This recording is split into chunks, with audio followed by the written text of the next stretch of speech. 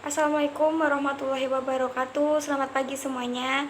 Berjumpa lagi kita dalam pembelajaran daring kali ini. Dalam pembelajaran kali ini kita akan mempelajari materi tentang kerajaan-kerajaan pada masa Hindu-Buddha di Indonesia. Maka dari itu, selamat belajar dan simak videonya. Pada pembelajaran kali ini, mari kita awali dari Kerajaan Kutai. Kerajaan Kutai dianggap sebagai kerajaan Hindu-Buddha pertama yang didirikan di Indonesia. Diperkirakan letaknya di Muara Kaman di tepi Sungai Mahakam, Kalimantan Timur. Sumber dari Kerajaan Kutai ini adalah 7 buah prasasti Yupa. Salah satu prasasti Yupa yang sangat terkenal adalah berisikan tentang sosok Raja Mulawarman yang diceritakan telah bersedekah 20.000 ekor sapi kepada kaum Brahmana. Pada prasasti lainnya disebutkan juga silsilah tentang kerajaan Kutai ini. Kemudian salah satu hal yang menarik disebutkan juga dalam prasasti lainnya, yakni Kudungga yang merupakan kakek dari Mulawarman yang pada awalnya merupakan penguasa lokal dalam daerah tersebut. Setelah datangnya Hindu-Buddha atau pengaruh Hindu-Buddha dalam daerah tersebut berubah menjadi sebuah kerajaan. Semua prasastinya ini tertulis dalam bentuk huruf Pahlawa dan bahasa Sanskerta. Kerajaan Kutai terkenal sangat damai dan aman karena kerajaan ini terkenal dengan sosok raja yang sangat dermawan dan sangat perhatian dengan para rakyatnya. Tentang Kerajaan Tarumanegara. Kerajaan Tarumanegara ini dengan kata tarum yang memiliki arti nila. Kerajaan ini terletak tidak jauh dari pantai utara Jawa bagian barat. Adanya 7 buah prasasti dari Kerajaan Tarumanegara, yakni Kerajaan Tugu, Ciaruteun, Kebun Kopi, Muara Janten, Jambu, Lebak, dan Pasir Awi. Prasasti Tugu ditemukan di Kampung Batu Tumbuh, Desa Tugu, dekat Tanjung Priuk, Jakarta, bertuliskan huruf Pahlawa dan bahasa Sanskerta. Berisi tentang penggalian sungai yang dilakukan oleh Raja Mulawarman dan perintah menggali kali bernama Gomati yang juga dipersembahkan 1.000 ekor sapi oleh Brahmana. Raja yang sangat terkenal pada Kerajaan Tarumanegara merupakan Raja Punawarman. Raja Punawarman menggali sungai Candrabaga guna untuk mengendalikan banjir. Selanjutnya yakni Kerajaan Kalingga. Kerajaan Kalingga ini sangat terkenal dengan pemimpin yang paling terkenal pada masa Kerajaan Kalingga, yakni seorang raja wanita bernama Ratu Sima. Ratu Sima ini memiliki sikap yang sangat tegas, bijaksana, dan jujur. Sumber lain dan sumber utama Kerajaan Kalingga adalah Berita Cina, prasasti Tukmas di lereng Gunung Merbabu. Kerajaan Kalingga ini kemungkinan mengalami kemunduran akibat dari serangan dari Kerajaan Sriwijaya. Sriwijaya terletak di kota Palembang, di dekat pantai dan di tepi Sungai Musi. Ketika pusat Kerajaan Sriwijaya di Palembang mulai menunjukkan kemunduran, Sriwijaya berpindah ke Jambi. Sumber Kerajaan Sriwijaya yakni Prasasti Keduka Bukit, Talang Tuwo, Telaga Batu, Kota Kapur, serta Karangbirahi. Kota Sriwijaya sangat terkenal dengan kerajaan yang sangat luas serta kerajaan yang sangat maju. Salah satunya terkenal sebagai kerajaan maritim karena adanya pusat perdagangan dan sebagai armada laut yang sangat kuat. Selain itu, kehidupan dalam beragama di Kerajaan Sriwijaya sangat semarak. Salah satunya menjadi pusat agama Buddha Mahayana di seluruh wilayah Asia. Diceritakan oleh Berita Itsing bahwa di Sriwijaya tinggal ribuan pendeta dan pelajar agama Buddha. Seorang pendeta Buddha yang terkenal yaitu Sakya Kirti. Jadi dapat dipastikan bahwa Kerajaan Sriwijaya pada masa tersebut sangat megah dan sangat kuat. Lalu menurut saudara, apakah yang menjadi pendapat saudara bahwa Kerajaan Sriwijaya dapat dikatakan sebagai kerajaan maritim terbesar atau kerajaan maritim terkuat? Kerajaan Mataram kuno merupakan kerajaan yang berdiri di Jawa Tengah. Kerajaan ini sangat terkenal dengan Raja Sanjaya yang memiliki pengetahuan yang sangat luas serta keberaniannya dengan menaklukkan raja-raja kecil yang melepaskan diri. Kerajaan ini sempat sangat akur ketika kepemimpinan Panangkaran. Tetapi setelah wafatnya Panangkaran, terjadinya perselisihan antara keluarga Shailendra, yakni antara keluarga yang memeluk agama Hindu dengan agama Buddha. Kemudian pertengkaran ini dapat disatukan kembali dengan pernikahan antara Raka Pikatan dengan Pramuda Wardani yang terjadi pada tahun 832 Masehi. Ada beberapa sumber kerajaan kuno, antara lain Prasasti Canggal, Prasasti Kalasan, Prasasti Klura, Prasasti Kedua, Prasasti Balitung, dan Berita Cina. Beribu kota di Daha. Ini berdiri ditandai dengan perang saudara. Samarawijaya berkuasa di Panjalu dan Panjidarasaka berkuasa di Jenggala. Kebudayaan kerajaan Kediri ini sangat terkenal, yakni Kitab Bharatayuda, Kitab Persayana, Kitab Samaradana, dan Kitab Lukdaka. Kitab Bharatayuda menggambarkan tentang terjadinya perang saudara antara Panjalu dan Jenggala, digambarkan sebagai Kurawa dan Pandawa merupakan keturunan Bharata. Kitab Persayana ditulis Empu Triguna berisi perkawinan antara Kresna dan Dewi Rukmini. Kitab Samaradana zaman Raja Kasmewari oleh Empu Darmaja tentang sepasang suami istri Semara dan Rati yang menggoda Dewa Siwa yang sedang terpana. Sedangkan Kitab Lukdaka isinya tentang seorang pemburu yang jahat, akan tetapi karena pemujaan keistimewaannya terhadap Dewa Siwa pada awalnya yang akan masuk neraka, maka akan menjadi masuk surga.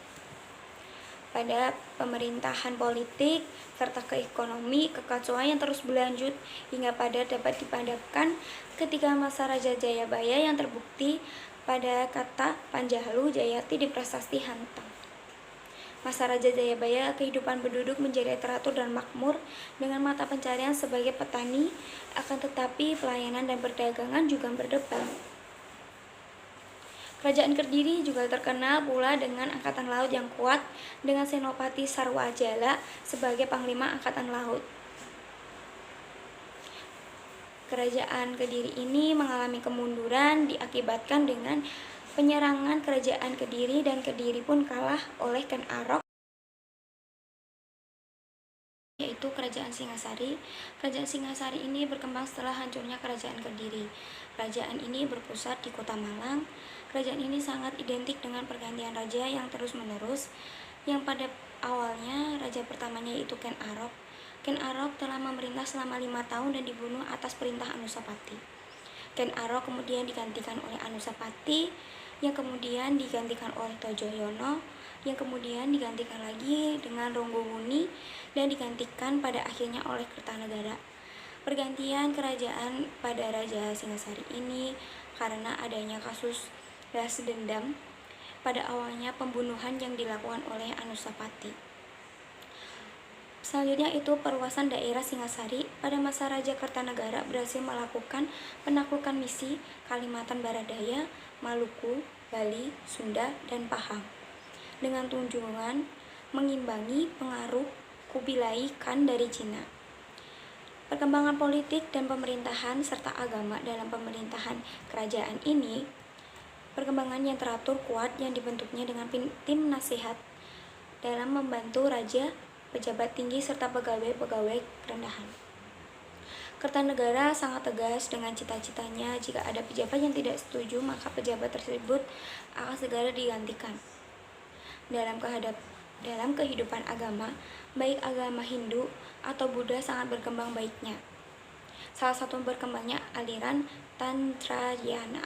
Kerajaan Singasari ini mengalami kemunduran akibat adanya kelengahan pengawasan dalam kerajaan. Kerajaan Sriwijaya diserang oleh pasukan dari Kediri yang kemudian menewaskan Raja Kertanegara. Pada akhirnya mengalami kemunduran terus-menerus pada Kerajaan Singasari. Selanjutnya yakni Kerajaan Majapahit.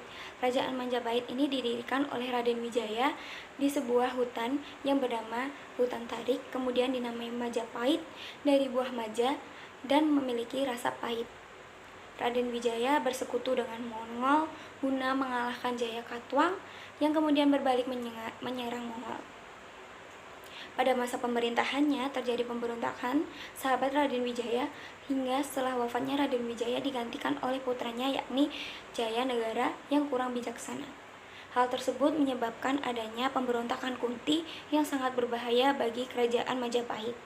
Akan tetapi pemberontakan tersebut dapat diatasi oleh Gajah Mada. Atas jasanya berhasil menyingkirkan pasukan Kunti, diangkat sebagai Patih Kahuripan dan Patih Kediri. Kerajaan Majapahit juga memiliki semboyan yang kita gunakan sampai sekarang yakni Bhinneka Tunggal Ika, sehingga kehidupan penduduk kerajaan Majapahit tentram, aman, serta menjalin hubungan baik dengan negara lain dengan moto Kerajaan Majapahit Mitreka Satata yang memiliki arti negara sahabat.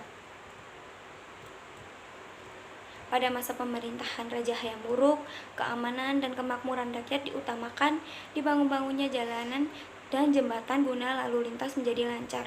Pengembangan desa-desa dengan menjadi pusat perdagangan juga menjadi salah satu keberhasilan kerajaan Majapahit.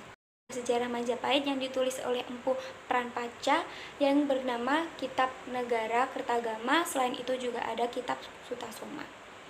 Pada bidang seni berkembang pada bangunan candi, yakni selalu berkembangnya sastra dan budaya pada kerajaan Majapahit. Hal ini menjadi tanda bahwa pada masa kerajaan Majapahit sangat berkembang baik dalam ilmu pengetahuannya. Kemudian keruntuhan kerajaan Majapahit ini akibat adanya intrik dalam kerajaan Majapahit. Selain itu adanya perang Paregreg, dan salah satu faktor yang paling penting yaitu berkembangnya agama Muslim di Jawa yang berpengaruh besar dalam ketenaran atau kemegahan kerajaan Majapahit. Selain kerajaan-kerajaan yang sering kita dengar namanya, ada beberapa kerajaan yang terletak di Bali.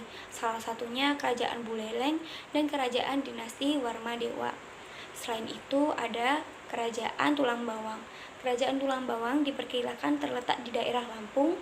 Dari sumber berita Cina berasal dari abad ke-5 yakni Kitab Liu Sung Yusu yang menjelaskan hubungannya dengan Cina. Selain itu, adanya Kerajaan Kota Kapur yang dilakukan penelitian di Kota Kapur, Pulau Bangka tahun 1994.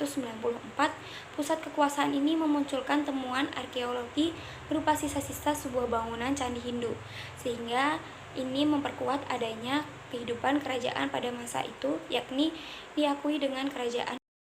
Tadi, pengaruh peninggalan Hindu-Buddha pada kehidupan masa kini masih berkembang hingga saat ini. Salah satunya praktik peribadatan. Upacara ngaben di Bali yakni proses pembakaran jenazah. Seorang yang telah meninggal biasanya dibakar lalu abunya ditaburkan ke laut agar bersatu kembali dengan alam. Upacara ngaben biasanya dilakukan oleh orang mampu secara ekonomi yang melakukan ritual pembakaran mayat. Ini merupakan salah satu tradisi turun-temurun dari pada kerajaan pada masa Hindu-Buddha di Indonesia. Sedangkan dalam sistem pendidikan, kita bercermin dari Kerajaan Sriwijaya yang merupakan pusat dari keagamaan Hindu dan Buddha. Kerajaan Sriwijaya menaruh perhatian pada dunia pendidikan, terutama pada dunia pendidikan keagamaan. Pada catatan Ising disebutkan Kerajaan Sriwijaya merupakan pusat agama Buddha yang telah saya jelaskan tadi. Oleh masyarakat Indonesia sekarang berasal dari bahasa Sanskerta yang memiliki arti kaum cendekian, yakni turunan dari bahasa Sanskerta pada masa Kerajaan Sriwijaya. Sedangkan dalam bidang bahasa dan sistem aksara, bahasa merupakan unsur dalam budaya yang pertama diperkenalkan oleh bangsa India kepada masyarakat Indonesia, digunakan sebagai komunikasi dalam proses perdagangan antar kedua belah pihak, yakni huruf Pallawa dan bahasa Sanskerta. Dalam bidang seni dan arsitektur serta teknologi, pada masa sebelum Hindu-Buddha, Indonesia sudah mengenal teknologi membuat bangunan dari batu pada masa Megalitikum. Kemudian ini terus berkembang dengan adanya asimilasi atau akulturasi dari kebudayaan Hindu-Buddha dengan terciptanya candi, stupa, kratin, Marakah yang memiliki relief dan arsitektur lebih beraneka ragam. Hal itu tetap berpengaruh pada kehidupan pada masa kini yang tetap bertahan pada masa kini, sehingga pengaruh dari kerajaan-kerajaan pada masa Hindu Buddha di Indonesia dapat kita lihat pada kehidupan masa kini yang terus berkembang dan tetap dijaga. Terima kasih, semangat dan selamat belajar.